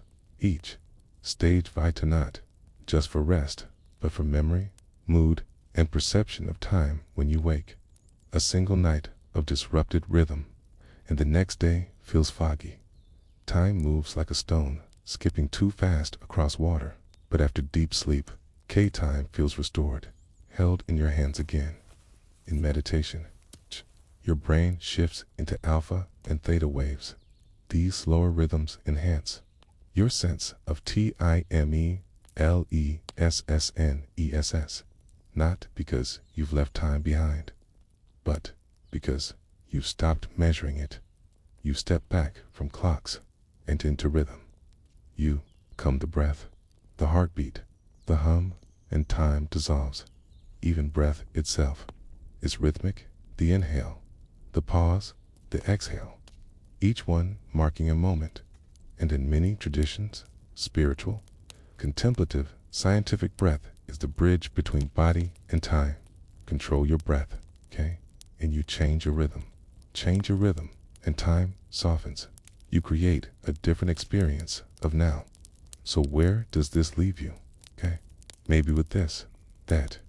You don't need more hours. You need more rhythm. That rushing may distort time, but slowness returns it. That presence is not about freezing time, but about entering its flow fully. And that the more you listen to your inner beat, the more you align with the earth's cycles, the body's needs, the mind's tides, the more peaceful your time becomes tonight as you rest. Let your rhythms guide you. Let your thoughts slow. Let waves rise, then fall. You don't need to track time anymore. Just let it hold you, like a tide carries driftwood, like breath carries dreams, like silence carries song. At the heart of everything you believe about yourself is time, or more precisely, your experience of time. You might think of yourself as a name, a voice, a body, a presence in the world. But underneath all those definitions is a story, and stories are stitched together with memory, with time. The moment you say I am, you are reaching back to moments lived, feelings felt, ideas formed, and decisions made. You're calling forth a version of yourself assembled from fragments of the past. You are not just you, okay now. You are the sum of everything you've carried forward. But what happens if memory falters? Who are you then? There are stories, quiet, painful stories of people who lose their pasts. Not metaphorically, but neurologically. Strokes, trauma, degenerative illness. Okay. And the past slips away. Some forget where they were born. Some forget their names. And still others forget the faces of those they once loved. What's left? In many cases, the self shrinks. Identity becomes hazy. The narrative dissolves. It's a sense of continuity, that unbroken thread from yesterday to today's, from the silence. Without memory, the self becomes momentary. You see, memory doesn't just record time, it creates it. It's the stitching between each second, binding one now to the next, allowing you to say, I have a life, not just a series of disconnected flashes. And through that stitching, the self is sewn into shape. This is why your most personal moments feel timeless. Think back when you were happiest, not necessarily the loudest joys or the biggest achievements, but the moments that felt quietly complete. Walking home under golden leaves, the warmth of someone's hand, the hush before sleep on a safe night. What made those moments matter? It wasn't the duration, it was how they settled into your memory, how they whispered, this is part of who I am, neurologically. This is fascinating. The part of your brain most responsible for forming new memories, the hippocampus, is also one of the brain's key timekeepers. It doesn't just help you remember what happened, it helps you remember when it lays memories out along a mental timeline, so that you know not just that your graduation happened, but that it came after high school and before your first job. Damage the hippocampus, and time unravels. Memories become unmored. The story of the self becomes scrambled. You may still feel emotion. You may still sense the present. But you lose the thread. You lose you. And it's not just about remembering the past. The same brain circuits involved in remembering are also active when you imagine the future. This means that every time you envision tomorrow, next week, or 10 years from now, your brain is dipping into the same memory stores it uses to recall yesterday. Time forward and backward, said and backward. So, when memory fails, the future dims, too. Without the past, we can't dream ahead. Without yesterday, tomorrow becomes a blank. This also explains something beautifully ordinary. Why old age often feels like a narrowing of time. Children dream of lifetimes ahead. Elders often drift into the warm tide of memory because the reservoir of past experience grows deeper and the horizon of what's to come becomes harder to picture. And so the self begins to curl inward like a leaf in autumn, folding gently into itself. But what about the present? Can the self exist only in the now? Some spiritual traditions say yes. They suggest that identity is not something you build over time, but something you remember in stillness. That the truest self emerges not through the collection of moments, but in the release of them. No past, no future. Only presence, only being. And in that being wholeness. Modern neuroscience offers a parallel idea, that under the layers of memory and narrative lies a more primal self-core of awareness, not shaped by time, but simply observing it. You can feel it when you meditate, or when you wake in the middle of the night, unsure of who or where you are, but still aware, a witnessing self, silent, steady, timeless, still. Most of your waking life is narrative. You think in stories. You understand yourself as a character moving through time, growing, becoming, and that story has rules, beginnings, middles, endings. When the story breaks, when memory fails, when trauma distorts the timeline, when grief swallows whole chapters, you feel unmored. You lose the rhythm of who you are. This is why healing often involves memory, not just remembering the facts, rebuilding the story. Therapists help people reweave their pasts, not to cling to them, but to give shape back to the self, to say, this happened, and then this, and I survived. Each memory restitched is a step back into time, back into self. But there is a gentle caution here. Memory is not a camera. It does not record reality. It recreates it. Each time you remember something, you are not pulling out a perfect file or rewriting it, reshaping it, re-experiencing it. The memory changes, sometimes subtly, sometimes entirely. This is called reconsolidation. It means that even your identity, the self built from memory, is always in motion. You are never exactly the same person twice. And maybe that's not a flaw. Maybe it's the poetry that selfhood is not a fixed thing, but a tide coming together, drifting apart, held not in marble, but in water. Think of your memories as stars in the night sky. Some are bright, some are faint, some have already burned out, but their light still travels to you. Others flicker into view only when you look closely. They form constellations, the patterns you use to guide your life, but you choose which stars to connect. You decide what shape the sky takes. You are both astronomer and sky, both story and storyteller. So, tonight, as you drift toward sleep, let your memories float gently to the surface. Don't force them. Don't chase them. Let them come like feathers, soft and slow. You do not need to hold on, but to every one. You are not your past, but you are also not separate from it. You are the rhythm of remembering, the quiet weaving of time. And in that weaving, you are home. Home. Time usually feels like something steady. You wake, eat, move, think, sleep. The world ticks forward. Morning becomes afternoon. Birthdays come and go. You age, you remember, you expect. But sometimes it doesn't feel that way at all. Sometimes time stutters. Sometimes it gallops. And sometimes it simply disappears. There are moments too sharp to ignore when time stops behaving. The accident, the diagnosis, the moment you heard the news. In trauma, time doesn't flow. People who've survived car crashes, combat, violence, or loss often describe time as doing something strange.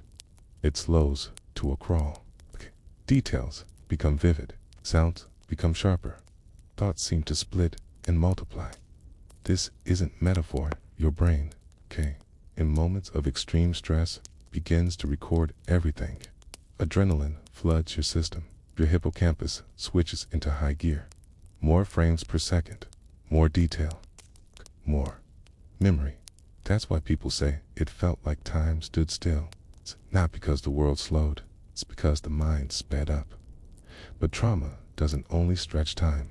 Sometimes it erases it. After a crisis, you might find your memory missing. Days or hours disappear. Conversations vanish, You stare at a calendar and don't know what happened. The stress response can flood the brain so intensely that certain systems shut down. The hippocampus, which helps create memory, can go quiet. As a result, you live through something but don't retain it. Time skips. The story becomes fragmented. There's also the experience of ongoing trauma, the kind that lingers.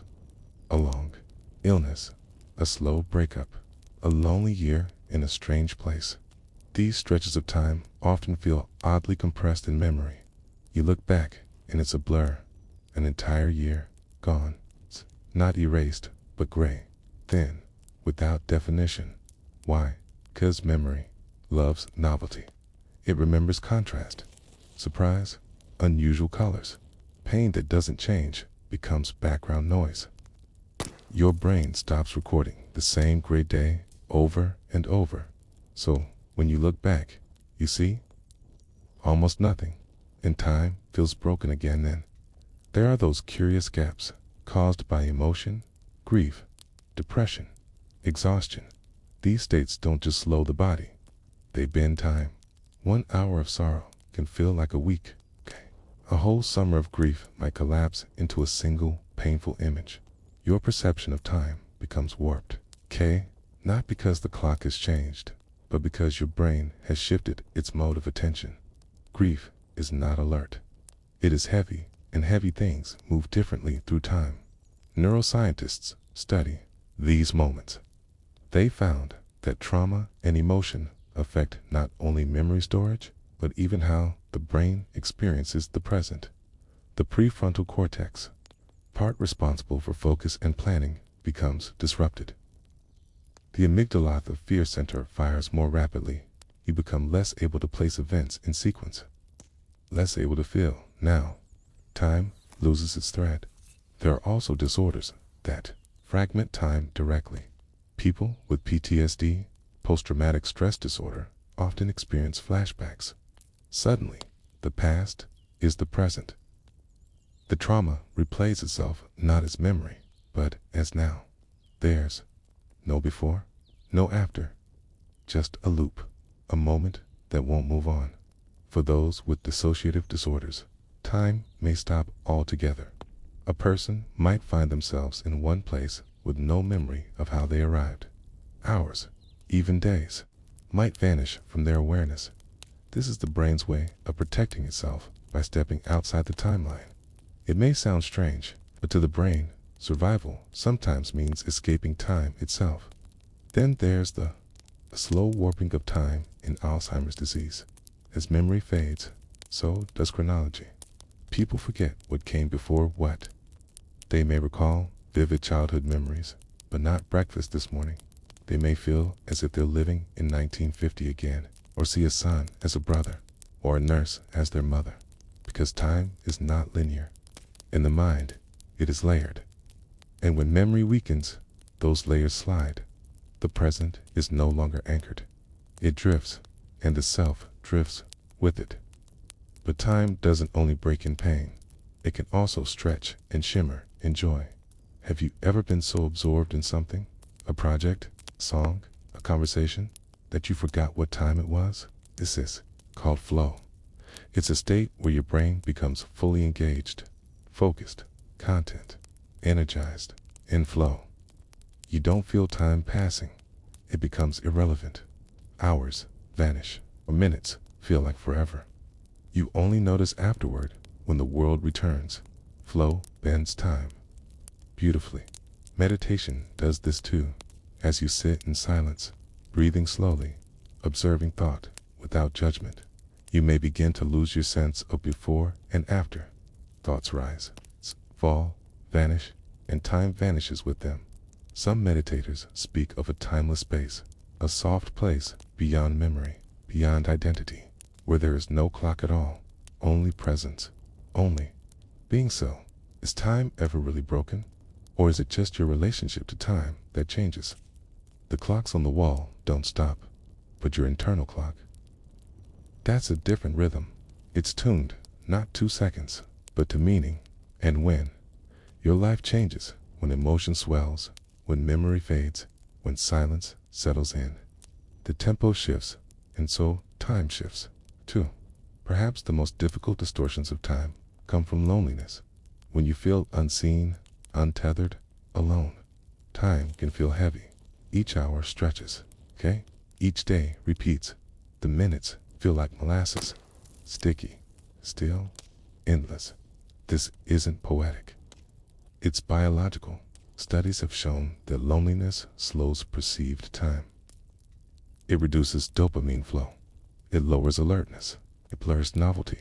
Without shared experience, there's less to remember, less to mark the passage of the day. So the days begin to blur.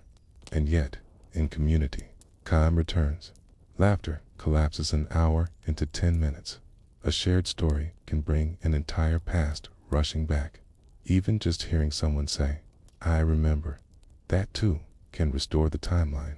Suddenly, you are part of something again, a thread, a narrative, a life that moves. So what can we do when time feels broken? Not fix it, not force it, but notice it, gently, kindly. Ask yourself, what did the day feel like? Did it move slowly? Did it vanish? Did you notice any color, sound, texture, breath? Memory returns when attention returns. Even the smallest moment, the way the spoon clinked against your cup, the shape of the light on the wall, the breath before a word, can stitch you back into time. Time doesn't have to be whole. It doesn't have to be smooth. It only has to be yours. So tonight, as you rest, let go of the need for straight lines. Let go of perfect clocks and tidy calendars. Let your memories flutter like leaves. Let your breath be the only rhythm you need. You do not need to hold time together. You only need to float within it, softly, safely, like a feather on water, on water. You might think memory works like a file, that your brain stores away each moment, each sight, each sound, a tidy record of the past, waiting to be opened, untouched, unchanged. But memory isn't a filing cabinet. It's not even a video recording. Memory is alive, it breathes, it changes, it folds and reshapes itself every time you remember. Each recollection is a creative act, not playback, but reconstruction. Think of it like clay. When you form a memory, say, the first time you saw the ocean, your brain lays down to pieces. Color, sound, emotion, smell, waves, salt, sky. Later, when you remember that moment, you don't pull out the original sculpture. You rebuild it softly, automatically, imperfectly. And just like clay, every time you touch it, it changes. You might smooth one edge, add a detail you didn't notice before, lose a piece you thought was there. Memory is not about facts, it's about meaning, and meaning changes. Neuroscientists call this process reconsolidation. When you remember something, your brain reactivates the original memory network, but also updates it. Whatever you're feeling now, whatever you've learned since, can subtly blend into the memory. That's why a sad song can tint an old memory with melancholy, or a new understanding can change how you see an old event. Each time you recall, you're not just visiting a memory, you're revising it, sometimes even rewriting it. This isn't a flaw, it's a feature. Memory isn't meant to preserve the past, it's meant to help you survive the present. If your past can adapt to your current world, then it can guide your choices. If it remained frozen and touchable, it might become irrelevant. Your brain is more interested in what matters than what happened, but this feature has consequences. It means your memories aren't entirely reliable. They feel real, yes, sometimes vividly so, but they're vulnerable to suggestion, emotion, even imagination. There have been countless studies where participants are gently led to believe they experienced something they never did. A picnic, a lost toy, a moment in a mall. All it took was a few suggestive phrases, a nudge, a photo, trusted voice saying, "Don't you remember?" And the memory bloomed, vivid, specific, false. Even photographs, those supposed anchors of truth, can bend memory. When you look at an old photo, you may think you're remembering the moment, but often you're remembering the photo itself. You might forget what the sun smelled like, or how the breeze moved your hair, and remember only how you posed. Memory becomes framed, literally, dot dash. So how does the brain store memory anyway? There's no single memory center. Instead, memory is a network. The hippocampus helps lay down new experiences. The amygdala adds emotional tone. The prefrontal cortex helps organize and make sense of the story. Visual memories live in the visual cortex, sound in auditory areas, smell in the olfactory bulb. To recall a memory, your brain reactivates the network, like turning on a string of lights. But sometimes a bulb goes out, or another shines too brightly, and the memory flickers. There are different types of memory too. Episodic memory, your life's story, moment by moment. Semantic memory, facts, knowledge, vocabulary. Procedural memory, how to ride a bike, tie a shoe, play a chord. Working memory, the short-term sketchpad of the mind. Each works differently. Each fades differently. You might forget a conversation, but remember how to whistle. Forget a name, but recall the scent of someone's cologne. Forget why you walked into a room, but remember a childhood song. Memory isn't one stream. It's a river, deliberated, split, merged, shallow and deep. And then there's emotional memory, the kind you don't even realize you're carrying. You walk into a room and feel uneasy, but don't know why. A smell makes you feel calm, but you can't place it. That's implicit memory. stored beneath awareness. It doesn't arrive as a story, but as a feeling.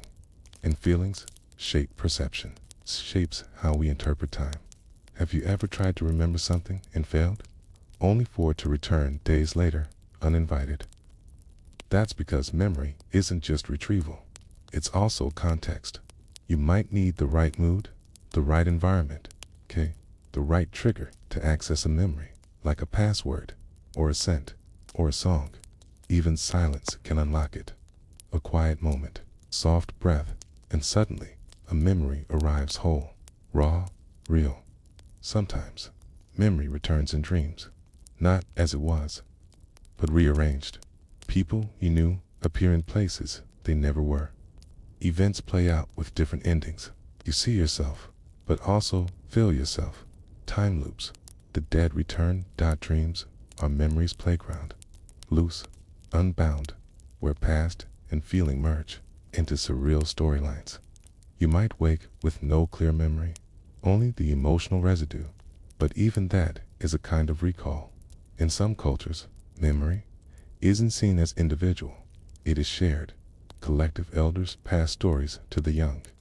Families remember events together, correcting, expanding, laughing. Memory becomes tradition, a living thing, shaped by many hands. Even grief becomes communal, a shared remembering, soft resistance to forgetting. In this way, memory becomes less fragile, not stored in one mind, but in many. Science has even begun to explore the limits of memory. How much can we remember? What makes one memory stick while another fades? The answer, more and more, appears to be emotion. Emotion is the glue of memory. Events that carry feeling, fear, joy, shame are encoded more deeply. The brain marks them as important, survival, relevant, worthy of repetition. That's why emotionally charged moments feel so vivid, so close, so now. But emotion can also distort. We remember arguments more sharply than laughter, embarrassment more than calm, regret more than peace. This is not because the bad matters more. It's because the brain is a cautious storyteller. It remembers what might protect you next time, even if it hurts. So, how do we live with memory, knowing it's always shifting? We practice kindness to ourselves, to our past selves, to the selves we were when those memories were made. We let go of the need for perfect detail. We embrace the blur. We accept that memory is not a mirror, but a mosaics. And mosaics are beautiful because they're incomplete. You don't need to remember everything. You only need to carry what helps you grow, what softens you, what grounds you, what sings to you when all else is quiet. Tonight, let your memories rest. Let the ones that matter rise. Let the ones that don't dissolve. There is no need to fix the past. Shaped you already. Now you are here. Now you are enough. And tomorrow will bring new pieces, new fragments of life, new sparks of story to hold, to rebuild, to become. What if, for just a while, you stepped outside the clock, not just ignoring it, but truly existing without it, without hours, without minutes, without even the subtle ticking in your head? Imagine that there is no schedule, no deadline, no plan waiting to be followed. There is only breath. And breath does not care for time. It just is. Inhale, exhale, and again. Some experiences quiet time so completely, it vanishes. These moments aren't loud. They're not dramatic. They're simple. A walk under trees with no destination, lying beside someone you love, saying nothing. Watching the rain fall, not to count the drops, but to be among them. No beginning, no end, just now. Scientists call it flow state. That moment when you are so deeply immersed in what you're doing, you forget yourself, forget time. A painter lost in the sweep of color. A writer chasing a thought into pages. A swimmer gliding as if water were thought itself in flow. your sense of time distorts. Hours pass like minutes, or minutes stretch like oceans. It isn't about time slowing down. It's about it no longer being important. It becomes background noise, barely noticed. Gently fading meditation offers something similar. When you close your eyes, you let your thoughts drift like leaves on a stream. You begin to see just how tightly time holds you. You notice the urge to count, to expect, to plan what comes next. But if you sit long enough, that urge fades, and you fall into presence here. Your breath is not a second hand, it's a wave. You're not waiting. You're just being. Time, in its usual form, needs memory and anticipation. It needs a story, where you were, where you're going, why this moment matters. But if you let go of that story just for a little while, time softens, not gone, but gentle like mist, not rain. Can we live that way all the time? Probably not. And maybe we shouldn't. Clocks are helpful. Schedules are protective. Okay? They allow coordination, safety, community. We make promises in time. We raise children through time. We build societies on the rhythm of shared hours. But too often, the clock becomes our cage, not our tool. There is a quiet rebellion in stepping away and saying, right now, I do not need to measure. Right now, I do not need to improve. Right now, I just need to notice. Notice the light on the floor, the texture of your skin, the sound of wind through something unseen. These are not moments to be timed. They are moments to be met. And that's different. Without time, how do we decide who we are? So much of identity is bound in time. I am someone who used to. I plan to. My time is coming. My time has passed. But what if none of that mattered for now? What if, just for tonight, you allowed yourself to be nothing more than a being resting between thoughts, not defined by past, not shaped by future, just here, breathing, floating, safe. Some people seek timelessness in silence, others in music. Some find it in prayer, others in nature, some in the arms of someone they trust, some in solitude. All are valid, all are sacred, because they remind you of something you often forget. You are not the clock. You are not your productivity. You are not your calendar. You are a pulse, a shimmer, a brief blooming of consciousness in a universe that doesn't count days. Even physics has begun to ask strange questions. What if time isn't fundamental? What if it emerges only when something can remember? What if, in the deep structure of the universe, there is no before or after, only possibility? These aren't just poetic musings. They're scientific inquiries. At the quantum level, equations don't need time to work, only relationships, interactions, entanglements. Time may be an artifact of scale, a shadow cast by complexity. So what does that mean for you? Maybe nothing, or maybe everything. Maybe it frees you. Maybe it reminds you that this pressure you feel to always be on schedule, to make the most of every moment, isn't the only way to live. Maybe presence is enough. Maybe drifting is sacred. Maybe rest is not wasted time, but time returned to silence. Tonight, let that idea settle in you. You don't need to do time. Key, you don't need to beat time. You don't need to fill time. Time will flow with or without you. Let it float in it like water. There is no race. There is no late. There is no ahead. Only this breath. Only this moment. Only now. If you ever feel overwhelmed by the ticking world, come back here to stillness, to timelessness. Be the part of you that doesn't need to remember or plan or justify your existence.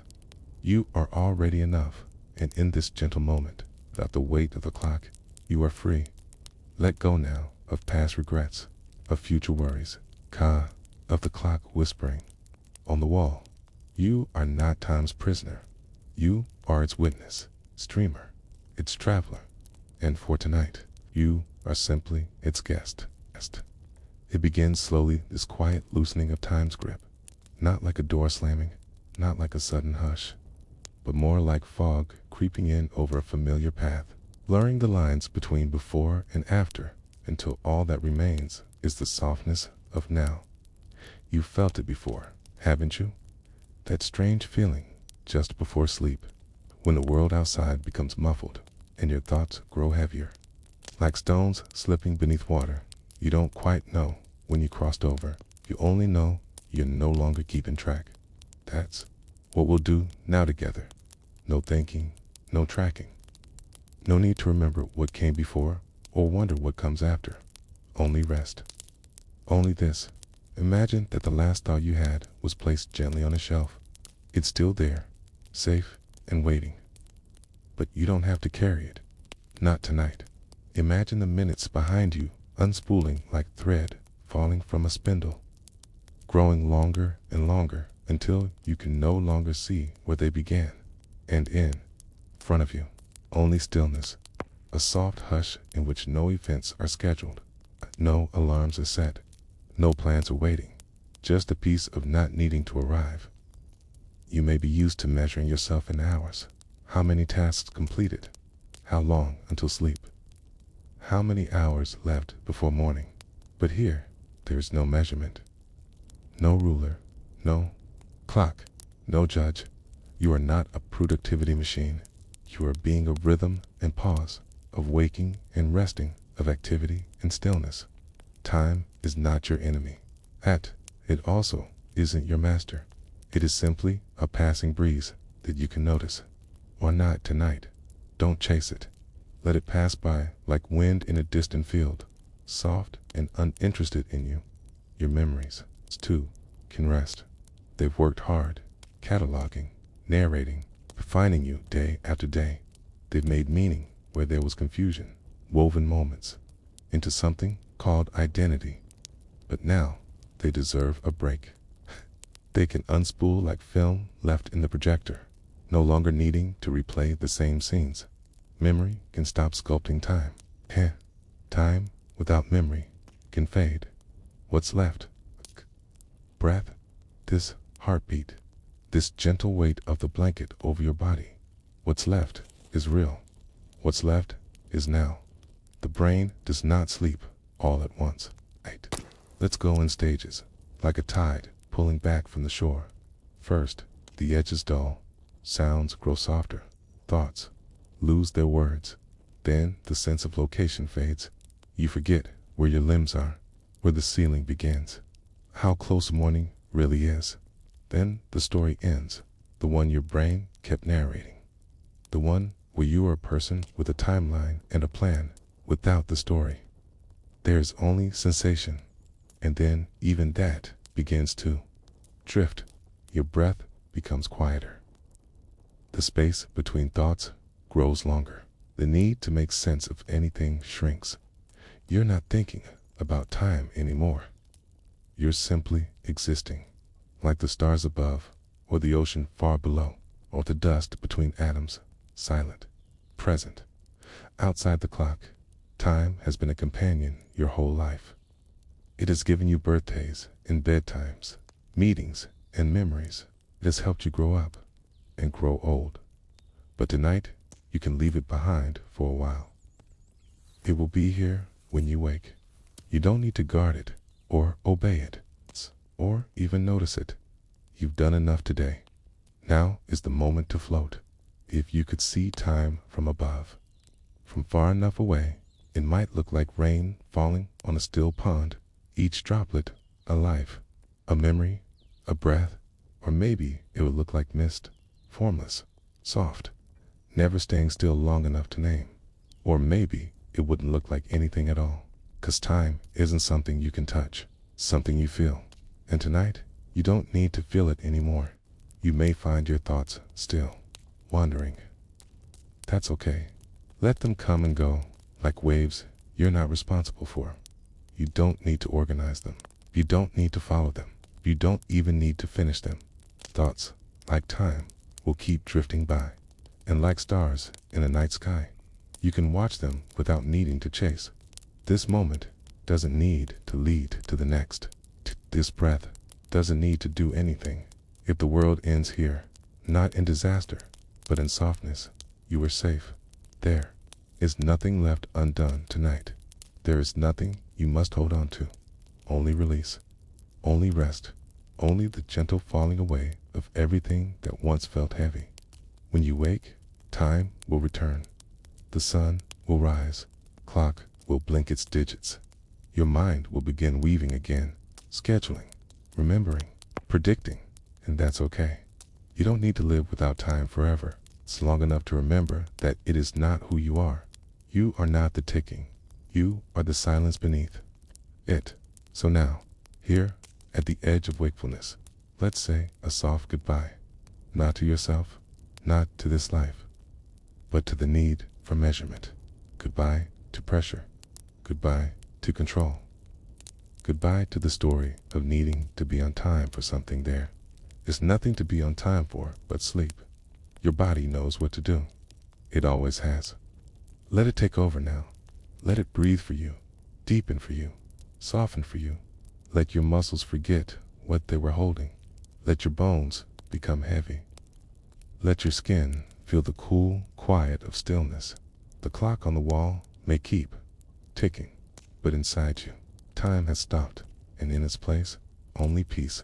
So drift, float, forget. Time is not the thing you need now. Rest is. Let it have you.